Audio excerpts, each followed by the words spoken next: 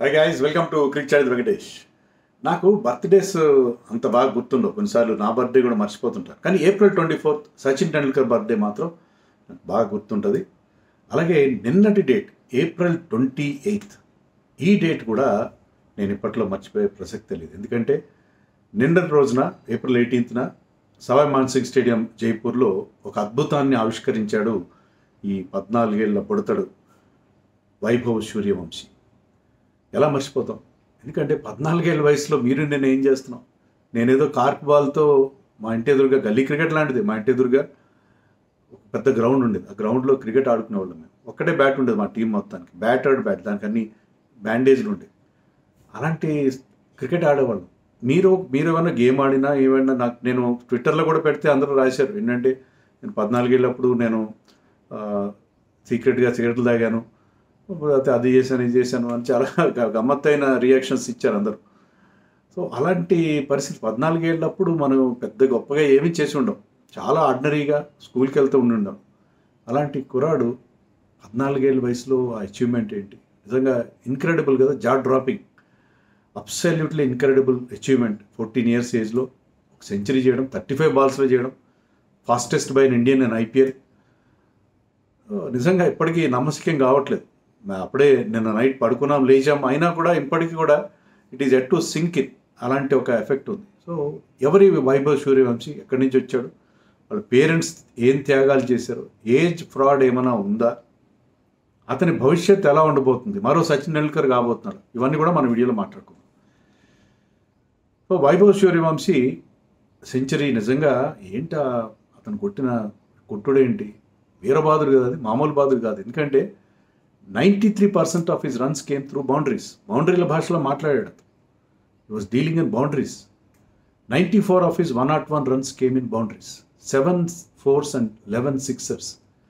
అక్కడ బౌలర్స్ గొప్ప గొప్ప బౌలర్స్ వాళ్ళు, ఇషాంత్ శర్మ, మొహమ్మద్ సిరాజ్, ప్రసిద్ధ్ కృష్ణ, రషీద్ ఖాన్ బౌలింగ్లో 6 కొట్టి, రషీద్ ఖాన్ బౌలింగ్లో మహామహులే 6 కొట్టడానికి వెనకాడుతుంటారు, అతని బౌలింగ్లో 6 కొట్టి సెంచరీ కంప్లీట్ చేసుకున్నాడు. సో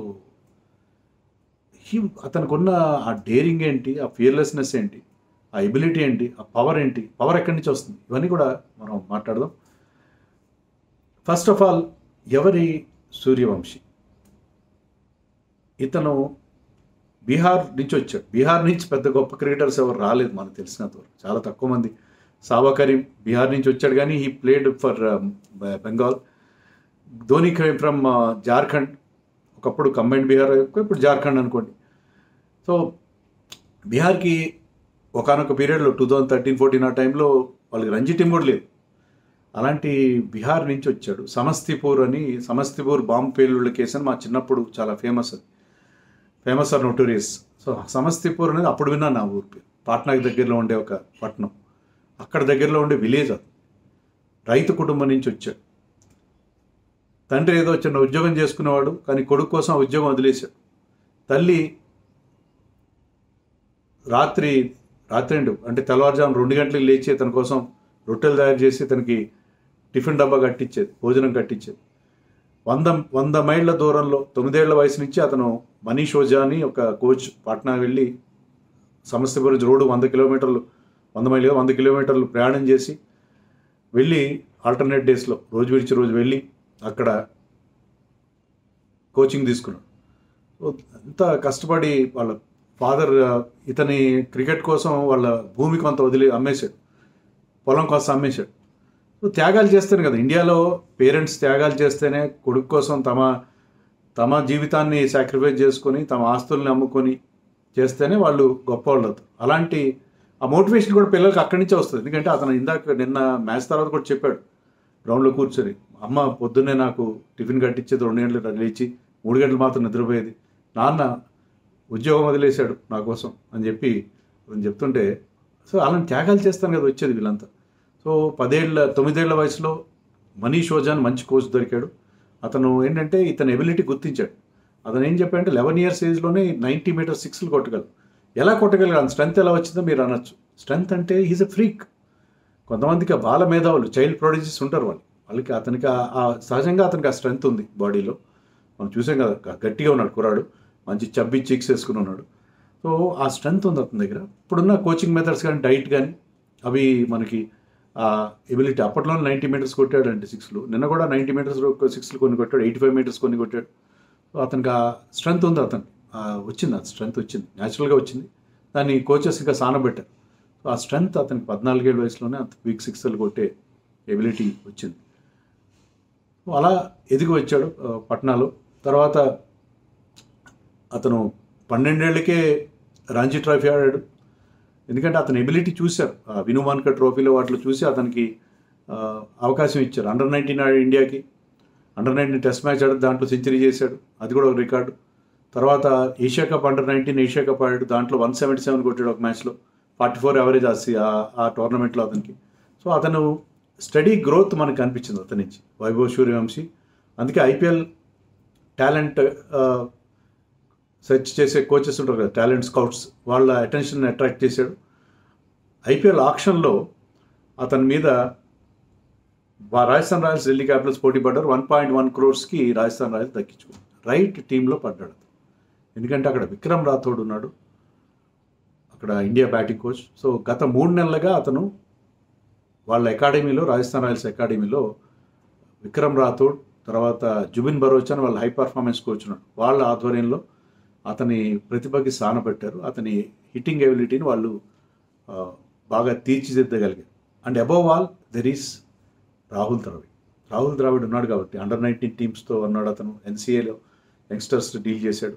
సో రాహుల్ ద్రావిడ్ ఉండబట్టి రైట్ హ్యాండ్స్లో పడ్డాడు. ఈ సరైన చేతుల్లో అతని కెరీర్ పడిందని చెప్పాలి. దానివల్ల అతను ఆ రకమైన పర్ఫార్మెన్స్ చూసాం. సో అతనికి లేట్గా ఛాన్స్ ఇచ్చారు. మరి Rahul Dravid with all his greatness కొంచెం డిఫెన్సివ్గా ఉంటాడు.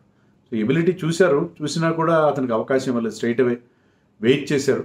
సంజు శాంసన్ ఇంజరీ వాళ్ళకి కలిసి బ్లెస్సింగ్ ఇన్ డిస్గైజ్ అయింది. సంజు శాంసన్ ఉంటే వేరే ఉండే పరిస్థితి, బట్ అతను ఇంజర్డ్ అయిన తర్వాత ఇతనికి అవకాశం ఇచ్చారు. అప్పుడు కూడా ఇస్తారని అనుకోలేదు, ఇచ్చారు. ఇస్తే ఫస్ట్ మ్యాచ్లో ఫస్ట్ బాలే షార్దుల్ ఠాకూర్ లాంటి బౌలర్లు first over of the match 6 కొట్టాడు. తర్వాత 2 balls తర్వాత అవేష్ ఖాన్ బౌలింగ్లో ఒక 6 కొట్టాడు, అదే ఓవర్లో ఇంకో 4 కొట్టాడు. సో ఆ ఇన్నింగ్స్లో 20 balls 33 అంత చేశాడు. అవుట్ అయిపోయాడు, స్టంప్ అవుట్ అయ్యాడు మార్క్రమ్ బౌలింగ్లో. సో వెళ్తూ కళ్ళ నీళ్ళు పెట్టుకున్నాడు. అక్కడ అతని 14 ఏళ్ళు బయటపడ్డాయి. 14 ఏళ్ళు కుర్రాడు కాబట్టి అతను అవుట్ అయిన తర్వాత అరే మంచి ఛాన్స్, బాగా ఆడుతున్నాను, నేను 6లు కొట్టాను 3-4, ఎందుకు అవుట్ అయిన అబ్బా అని చెప్పి కళ్ళని. సో అతని ఏజ్ ఫర్జింగ్ గురించి చాలామంది మాట్లాడుతున్నారు. ఏంటి అతని ఏజ్ 14 ఏళ్ళు కావు. ఒక ఇంటర్వ్యూలో అతను 2023లో ఇచ్చిన ఇంటర్వ్యూలో అతను నాకు నెక్స్ట్ సెప్టెంబర్కి 14 ఏళ్ళు వస్తాయని అది చెప్పాడంట. అది కొంతమంది అది హైలైట్ చేస్తున్నారు. కానీ వాళ్ళ ఫాదర్ చెప్పిందంటే 8 years వయసులోనే అతనికి బోన్ టెస్ట్, బీసీసీఐ వాళ్ళు బోన్ టెస్ట్ చేస్తారు ఏజ్ ఫర్జింగ్ కేసులో, ఏజ్ ఫ్రాడ్ కేసుల్లో బోన్ టెస్ట్లో బీసీసీఐ బోన్ టెస్ట్ చేశారు, అతని ఏజ్ని సర్టిఫై చేశారు అని చెప్తున్నారు. సో ఇప్పుడు ఇంత పెద్ద స్టేజ్లో వచ్చిన తర్వాత ఎవరో ఒకరు చెప్తారు పలాని టైంలో మాతో పాటు స్కూల్లో అక్కడ చదువుకున్నాడు, అప్పుడు అతనికి ఇంత ఏజ్, సర్టిఫికేట్, బర్త్ సర్టిఫికేట్. ఇప్పుడు మా చిన్నప్పుడు బర్త్ సర్టిఫికేట్ లేవు. ఇప్పుడు అందరికీ 2000 తర్వాత పుట్టిన వాళ్ళు అందరికీ, 2000 ముందు పుట్టిన వాళ్ళు, ఈవెన్ 90s కిడ్స్ కూడా అందరికీ బర్త్ సర్టిఫికేట్లు ఉన్నాయి. ఎక్కడైతే నర్సింగ్ హోమ్లో ఎక్కడ పుట్టినా, ఇంట్లో పుట్టినా వాళ్ళు municipal authorities issue birth certificate. ఇప్పుడు మీ సేవల్లో ఇస్తున్నారు, బట్ ప్రాపర్ అథారిటీ నుంచి వస్తాయి. వచ్చిన తర్వాత మేనేజ్ చేయొచ్చు ఇండియా లేదని మీరు అనొచ్చు, ఓకే అగ్రీడ్, బట్ స్టిల్ అంత ఈజీ కాదు. ఇంత స్టేజ్కి వచ్చిన తర్వాత అతని వరల్డ్ నోటీస్ వచ్చిన తర్వాత నిజంగా అతను తప్పు చేస్తే ఏదో పాయింట్లో బయటపడదు. సో నేనైతే ఐఎమ్ ఫర్మ్లీ బిలీవింగ్, ఒకవేళ సరే ఆర్గ్యుమెంట్ సేక్, సరే అతనే చెప్పాడు కదా నాకు 2023లో 14 ఏళ్ళు వస్తుంది, 16 ఏళ్ళు అనుకుందాం. 16 ఏళ్ళ వయసులో కూడా అతను సాధించింది గ్రేటే కదా. 16 ఏళ్ళ వయసులో కూడా అది సాధించింది ఖచ్చితంగా గ్రేటే. సెకండ్ మ్యాచ్లో భువనేశ్వర్ కుమార్ అక్కడ 2 6లు కొట్టాడు. భువనేశ్వర్ కుమార్ ఉన్న ఓల్డ్ వైలీ ఫాక్స్ అతన్ని క్లీన్ బౌల్డ్ చేశాడు, 12 runs కొట్టాడు, 2 6లు కొట్టినట్టున్నాడు అంతే. సో ఫెయిల్యూర్స్ ఉంటాయి, భవిష్యత్తులో కూడా ఫెయిల్యూర్స్ ఉంటాయి. ఇప్పుడు ఇక్కడి నుంచి అతని అసలు ఛాలెంజ్ మొదలవుతుంది. సరే 35 balls సెంచరీ కొట్టావు, ప్రపంచంలోనే అత్యంత గొప్ప రికార్డ్ సాధించావు, అంతా బాగానే ఉంది, బోల్డెన్ రికార్డ్స్ ఉన్నాయి, నీకు అటెన్షన్ మొదలవుతుంది, ఏజెంట్లు వస్తారు, నీ కెరియర్ని మేనేజ్ చేస్తూ ఉంటారు, ఎండార్స్మెంట్స్ వస్తాయి. అతను వేలల్లో ఉండేవారంట ఇన్స్టాగ్రామ్లో అతని ఫాలోయర్స్, వేలు కూడా వందల్లో, ఇప్పుడు మిలియన్ దాటిపోయారంట.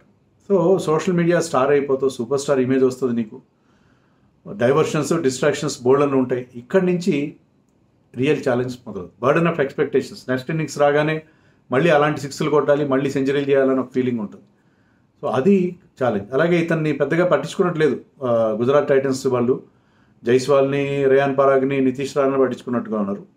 సో ఇతన్ని అనలైజ్ చేస్తారు, ఇతని వీక్నెస్ ఏంటో కనిపెడతారు. ఫస్ట్ మ్యాచ్లో కూడా కొంచెం బౌన్సర్ ఆడడంలో ఇబ్బంది పడ్డాడు, కానీ నిన్నటి మ్యాచ్లో బౌన్సర్లు కూడా బౌండరీకి తరలించాడు. సో ఏదో ఒక వీక్నెస్ కనిపెడతారు. ఇక్కడి నుంచి అతను రియల్ ఛాలెంజ్ మొదలవుతుంది. అది ఒక అంశం. తర్వాత అవుట్ సైడ్ నాయిస్. సో అతనికి ఆ సూపర్ స్టార్ డమ్ని ఎలా హ్యాండిల్ చేయడం చాలా కష్టం. అది 14 ఏళ్ళకి ఇలాంటి సాధిస్తే, మనం పృథ్వీ షా లాంటి వాళ్ళ కేసులు చూసాం. శివరామకృష్ణన్ గ్రేట్ టాలెంట్, కానీ 2 ఏళ్ళ కంటే ఇంటర్నేషనల్ క్రికెట్ ఆడలేదు అది. సో ఇలాంటి వాళ్ళు తొందరగా మీ కెరియర్ స్టార్ట్ చేస్తే మీకు ఆ టీనేజ్ టెంప్టేషన్స్ చాలా ఉంటాయి, మీకు తెలియనితనం ఉంటుంది, చాలా ఇబ్బందులు పడే అవకాశం. కానీ అతనికి ఉన్న అడ్వాంటేజ్ ఏంటంటే రాహుల్ ద్రావిడ్ ఉన్నాడు అక్కడ. రాహుల్ ద్రావిడ్ ఉండబట్టి రాహుల్ ద్రావిడ్ తన కెరియర్ని మోల్డ్ చేస్తాడు ప్రాపర్గా అని చెప్పి మనం ఎక్స్పెక్ట్ చేయొచ్చు, అట్లీస్ట్ ఈ 2 monthsలోనే. కానీ భవిష్యత్తులో కూడా అతను రాహుల్ ద్రావిడ్ గైడెన్స్ తీసుకోవాలి. తీసుకుంటేనే అతను ప్రాపర్గా తన కెరియర్ని, సక్సెస్ని హ్యాండిల్ చేయగలరు. సక్సెస్ రావడం ఒక ఎత్తు, దాని సక్సెస్ హ్యాండిల్ చేయడం మరొక ఎత్తు. సక్సెస్ని ప్రాపర్గా హ్యాండిల్ చేయగలగాలి, ఆ బ్యాలెన్స్ కావాలి. సెంచరీ చేసినప్పుడు తొణకలేదు బెనకలేదు, 50 చేసినప్పుడు తొణకలేదు బెనకలేదు, బ్యాలెన్స్ ఉంది ఆ కుర్రాడి దగ్గర. మెచ్యూర్ హెడ్ కనిపిస్తుంది, బట్ స్టిల్ 14 ఏళ్ళు కదా కుర్రాడు. ఒక మీమ్ వచ్చింది ఏంటంటే, రాహుల్ ద్రావిడ్ ఇది రాసుకుంటుంటే వైభవ్ హోంవర్క్ చేస్తున్నాడు రాహుల్ ద్రావిడ్ అని చెప్పి. సో అలాంటి చిన్న ఏజ్లో కోట్ల రూపాయల మనీ రావడం. ఈవెన్ సచిన్ టెండూల్కర్ కూడా 14 ఏళ్ళకే స్టార్ అయ్యాడు అతను. అప్పటికే అతను 400 కొట్టాడు, 400 కొట్టాడు కదా. అప్పటికే అతను స్టార్ అయ్యాడు, కానీ డొమెస్టిక్లో ఆడాడు సరే, కానీ ఇంత డబ్బు రాలేదు అతనికి. ఈ ఏజ్లో కోట్ల రూపాయలు రాలేదు అతనికి. తర్వాత ఇంత సోషల్ మీడియా అటెన్షన్ లేదు అప్పుడు. కానీ ఇతనికి ఇంకా కష్టం, దీన్ని హ్యాండిల్ చేయడం కష్టం. 14 ఏళ్ళకి ఇంటర్నేషనల్ అటెన్షన్ సచిన్ టెండూల్కర్ బ్రీఫ్గా వచ్చింది, తక్కువ స్థాయిలో వచ్చింది, అప్పటికి ఇంత మీడియా లేదు. సో మరో సచిన్ టెండూల్కర్ అవుతాడని నాకు ఎలాంటి భ్రమలు లేవు. గొప్ప ప్లేయర్ అవుతాడు, సక్సెస్ హ్యాండిల్ చేయగలిగితే. కానీ పృథ్వీ షా అలా కాకుండా జాగ్రత్త పడాలి. పృథ్వీ షా అలా కాకుండా జాగ్రత్త పడడం అనేది చాలా ముఖ్యం. పృథ్వీ షాకు కూడా రాహుల్ ద్రావిడ్ గైడెన్స్ ఉంది. రాహుల్ ద్రావిడ్ కోచ్గా ఉన్నప్పుడే అతను వరల్డ్ కప్ గెలిచాడు, కానీ అది నిలబెట్టుకోలేకపోయాడు. సో సూర్యవంశీకి చాలా అవసరం సరైన గైడెన్స్ రావడం, మనీ హ్యాండిల్ చేయడం, ఎండార్స్మెంట్స్, ఏజెంట్లు హ్యాండిల్ చేయడం, కమర్షియల్గా అయిపోకుండా ఉండడం చాలా ముఖ్యం. నాకు ఎంవి నరసింహారావు, బాబ్జీ అంటారు, ఫార్మర్ హైదరాబాద్ క్యాప్టెన్, హైదరాబాద్కి రంజీ ట్రాఫీ గెలిపించిన క్యాప్టెన్, ఇండియాకు కూడా ఆడాడు ఆయన కొన్ని మ్యాచ్లు, లెగ్ స్పిన్నింగ్ ఆల్రౌండర్. ఆయన చాలా ఇంటరాక్షన్స్ అయినాయి మనకి ఈ మధ్యకాలం, అంటే కొన్ని ఏళ్ళ క్రితం. ఆయన ఐర్లాండ్లో ఉంటాడు, ఆయన ఐర్లాండ్ సెటిల్ అయ్యాడు. తర్వాత ఆయన అప్పుడప్పుడు హైదరాబాద్ వస్తుంటారు. ఆయన చెప్పింది ఏంటంటే, ఐర్లాండ్లో, యూరోప్లో ఆయన ఫుట్బాల్ ట్రెండ్స్ చూస్తారు, అక్కడ లైఫ్ స్టైల్ కోచెస్ ఉంటారంట. ఇలాంటి ఫుట్బాల్లో కూడా ఇలాంటి చైల్డ్ ప్రాడిజీస్ చాలామంది వస్తారు. ఆ చైల్డ్ ప్రాడిజీస్ వాళ్ళు లైఫ్ స్టైల్ కోచ్ లేకపోతే వాళ్ళు ఇలాగే బర్న్అవుట్ అయిపోతారు. టీనేజ్ బర్న్అవుట్స్ చాలామంది ఉంటారు. ఏంటంటే తొందరగా అటెన్షన్ వచ్చేసి తొందరగా వాళ్ళ ట్యాంక్ ఖాళీ అయిపోతుంది. అలా కాకుండా లైఫ్ స్టైల్ కోచెస్ ఇండియాలో లేరు. బట్ సంబడి లైక్ సూర్యవంశీ నీడే life style coach. Life style coach ఉండి అతని టాలెంట్, బండిల్ ఆఫ్ టాలెంట్, ఆ టాలెంట్ని ప్రాపర్గా హ్యాండిల్ చేయగల ఒక కోచ్ కావాలి అతను. లేకపోతే he will become another Prithvi Shah. అతను సచిన్ టెండూల్కర్ అవుతాడని నాకు ఎలాంటి భ్రమలు లేవు. సచిన్ టెండూల్కర్ అనేవాళ్ళు యుగానికి ఒక్కడు ఉంటారు, ప్రతిసారి రారు. కానీ మరో పృథ్వీ షా అయిపోతాడేమో అన్న భయం నాకు. కాబట్టి he needs a life style coach అని నేను అనుకుంటున్నాను. సో ఇతని కెరియర్ గురించి, ఇతను మరో సచిన్ అవుతాడా కాదా అనేది మీరు నాకు కామెంట్స్లో చెప్పండి.